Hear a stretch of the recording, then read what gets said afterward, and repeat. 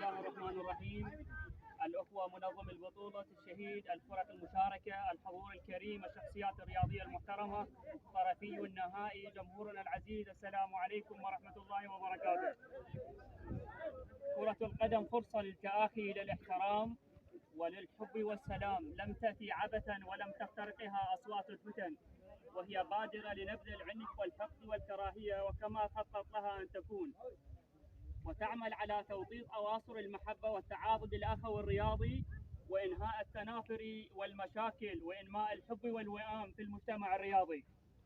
أيها الأحبة جميعا، اليوم ننعم بالأمان بفضل أسود البواسل الضارية وبفضل الدماء التي كحلت أرض الوطن الزاكية، وبفضل النفوس الأبية والطلعات البهية التي احتضنت الوطن بأرواحها وطهرته بدمائها.